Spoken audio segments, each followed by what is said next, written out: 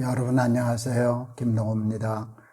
오늘은 토요일마다 진행하고 있는 안녕하세요 목사님 시간입니다. 미국에서 목회를 하고 있는 목회자 한 분의 사연을 오늘 소개해 드리려고 합니다. 저희는 미국에서 작은 교회를 섬기고 있는 결혼 10년 차 목회자 가정입니다. 굉장히 사적인 이야기이지만 정말 마지막 동아줄을 잡는 심정으로 목사님께 상담을 드립니다. 목사님 얼마 전 아내가 더 이상 결혼 생활을 유지하고 싶지 않다며 이혼을 원한다고 말했습니다.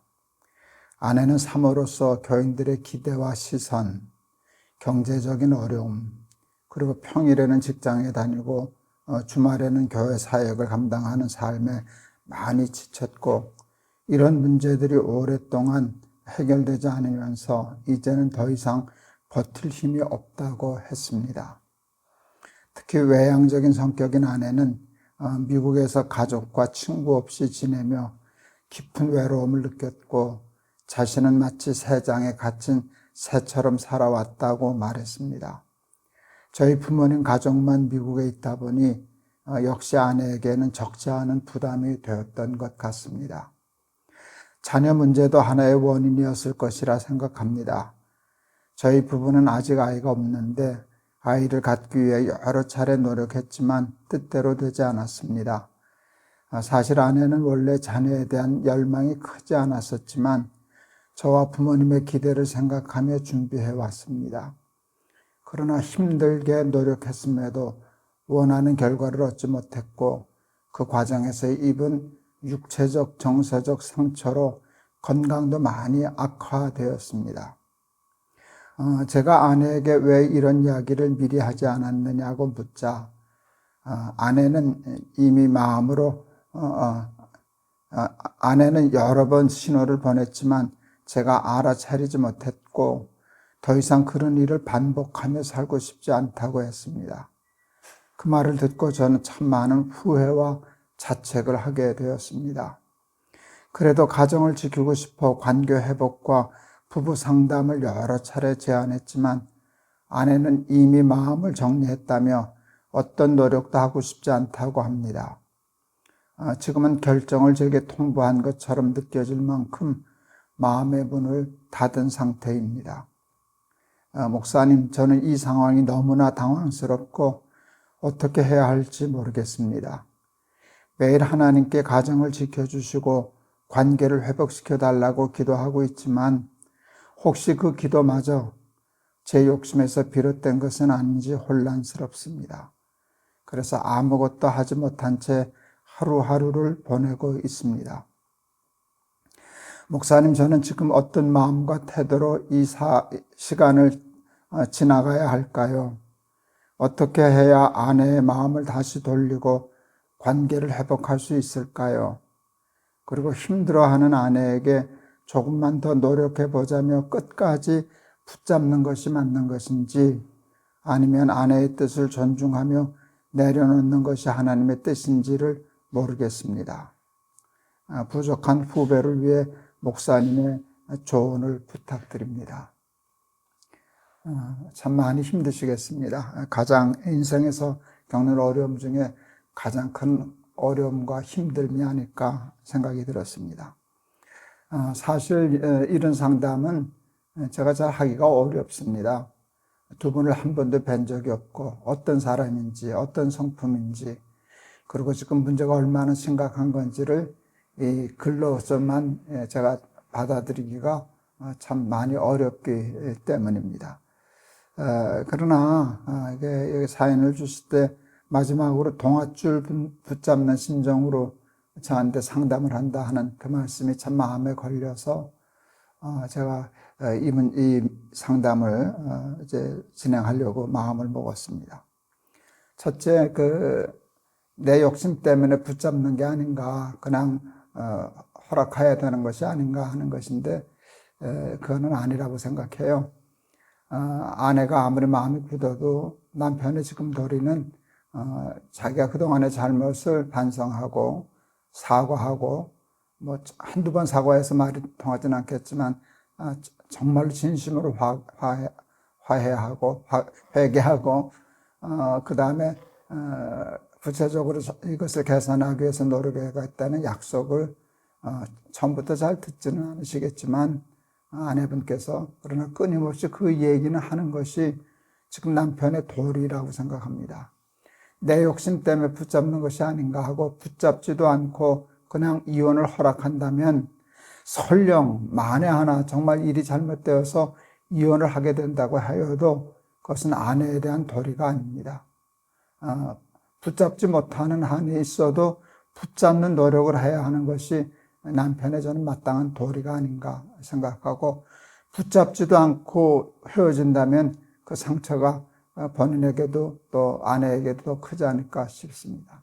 그리고 본래 두 분이 사랑해서 결혼했던 부부이기 때문에 이렇게 끊임없이 사과하고 또 노력하겠다고 약속하고 하는 일을 계속하면 그 마음을 또 회복해서 다시 그 가정생활을 할 수 있는 기회가 전혀 없는 것이 아니니까 그것을 포기한다고 하는 일은 저는 절대로 찬성하고 싶지 않습니다.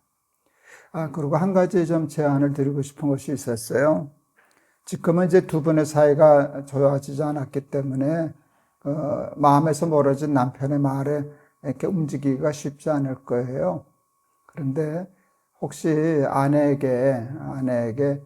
아내가 좋아하는 사람, 아내가 신뢰하는 사람이 누구 있는지, 주변에 있는지, 아니면 가족 친척 중에 있는지 해서 좋은 중재자를 내세우는 일, 무슨 상담 이거 하지 말고, 상담도 중요하겠지만 둘이 가서 상담하는 거 말고 그 아내가 신뢰할 만한 사람을 통해서 가서 좀 중재를 요청하는 일, 그것도 혹시 도움이 되지 않을까 그런 생각을 해봤습니다.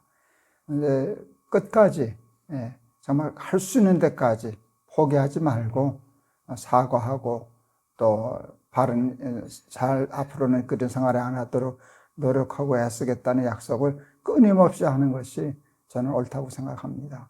그래서 포기하지 마시고, 제가 오늘 이 상담을 듣다가 문득 예수님의 비유 중에 하나가 생각이 났어요. 이게 꼭 딱 맞는 상황은 아닌데, 어떤 과부가 억울한 일을 당해서 재판장에게 재판을 걸었어요. 그런데 그 재판장은 불의한 재판장이었어요. 불의한 재판장. 그래서 가난한 과부의 사연 해봤자 자기에게 별로 생길 게 없다고 생각하니까 들어주지를 않았어요, 그 관원이. 그런데 이 가난한 과부가 그냥 끊임없이 가서 조르는 거예요. 끊임없이 가서 부르짖고 조르고 그러니까 예수님 말씀이 그냥 귀찮아서라도 나중에 그 재판관이 소원을 들어주었다 하는 얘기를 하시면서, 기도를 할 때 낙심하지 말고 끝까지 매달려 기도하라는 비유를 말씀하셨잖아요. 기도도 하나님께 그렇게 매달려 야곱이 약복강 나루터에서 씨름하여 기도하듯이 기도도 그렇게 해야 되지만 사과와 약속도 그렇게 끈질기게 하는 것이 옳은 일이고 또 저는 도리라고 생각했습니다. 그래서 하나님께 열심히 기도하고 아내에게 계속 사과하고 그리고 약속하고, 그리고 아내의 마음이 돌아섰을 때 정말 중요한 것은 다시는 이런 일이 반복되지 않도록 정말 조심하고 노력해서 결과적으로 한번 부러졌던 뼈가 붙으면 더 단단하다는 얘기들을 하더라고요. 그렇게 해서 더 단단하고 더 행복하고 더 아름다운 가정생활을 이어가실 수 있게 되었으면 좋겠습니다. 제가 한번 기도하겠습니다. 하나님, 목회하는 목회자 부부가 하나님 지금 가정에 큰 위기를 당했습니다. 하나님, 그 아내의 마음을 붙잡아 주시고 먼저 위로하여 주시고 풀 수 있게 하나님 길을 열어 주시옵소서.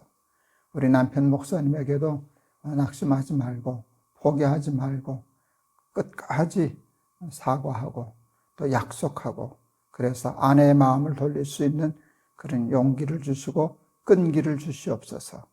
또 이 두 사이에 도울 수 있는 좋은 중재자를 허락해 주셔서 하나님 이 문제가 잘 해결되고 전화위복이 되어 전보다 더 좋은 가정생활과 목회생활이 이루어질 수 있도록 하나님 축복하여 주시옵소서. 예수 그리스도의 이름을 받들어 기도하옵나이다. 아멘. 포기하지 마세요. 포기하는 건 아내에 대한 예의가 아니에요. 그건 아내를 위하는 것도 아니고요. 또 신사적인 것도 아니고요. 잘못했을 때는 그냥 끝까지 용서할 때까지 사과하는 것이 옳고요. 또 앞으로 어떻게 살겠다, 어떻게 하겠다는 방안을 잘 제시하셔서 또 이 문제를 잘 해결하고 좋은 가정생활, 그것 때문에 또 행복한 목회생활까지 이어지실 수 있기를 기대하고 기도하겠습니다. 어려운 사연 보내주셔서 고마웠습니다. 감사합니다. 여러분 다음 주 토요일 날 또 뵙겠습니다. 사랑합니다.